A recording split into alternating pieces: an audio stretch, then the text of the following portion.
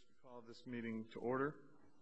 It is now 11:15 on May 13th, 2009, and I'm joined by the at-large council member Michael Brown, a member of the committee.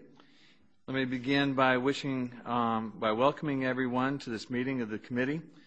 And Mr. Fenty nominated Dr. Roque Gerald as the new director of the Child and Family Services Agency, CFSA. Today, the committee is meeting to consider. Thank you very much, Mr. Morris. Thank you, Mr. Wells and members of the committee. My name is Roy Morris, and I am speaking to you on behalf of the interests of a mother and her 6-year-old daughter who has been what appears to be the subject of abuse and neglect at the hands of her custodial father in Ward 2 of the District of Columbia. I think the problems that have been suffered by both are an example of the systematic problems caused by the current leadership of CFSA, which is led by Dr. Gerald. The CFSA staff is all too eager to sweep suspected abuse under the rug without having to do the extra work. They do this by categorizing, using shortcuts, by finding the cases to be unfounded prematurely without actually having done thorough investigations. By designating a case as prematurely as unfounded, the CFSA relieves itself of the obligation to produce a report or document any investigation, thus avoiding any transparency or accountability for the children, leaving them in the harm's way of their daily lives. This is not simply my observations, but this has also been found to be observations in the press, including the city paper in a piece written a couple of months ago.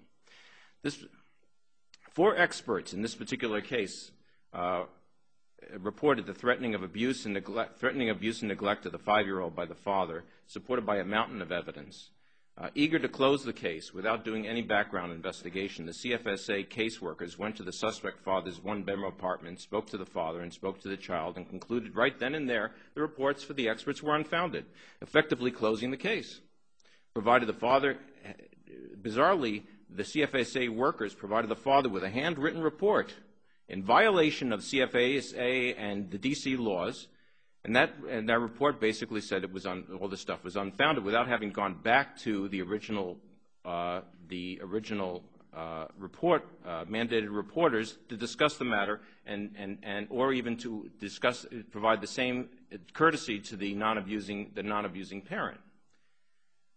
Also in this case, the CFSA's top lawyer was willing to personally testify at taxpayers' expense in support of the suspected abuser before a D.C. court in private D.C. court civil litigation.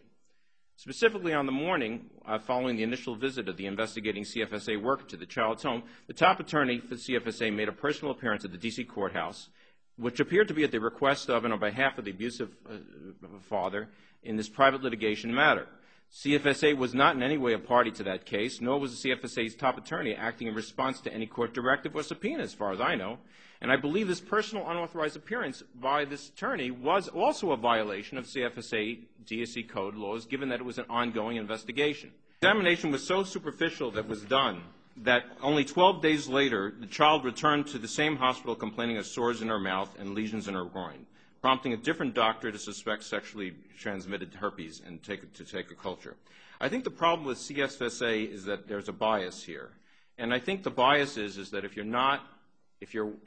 you're white and you're affluent and you live in the right section of town, there's no way you could be considered, or they will consider you suspected of possible sexual abuse of or neglect of your own child. It's unfortunate. I'm going to tell you that it's not simply something that's going on here in the District of Columbia. This phenomenon is going on throughout the United States, but that doesn't justify it, and that shouldn't allow it to continue.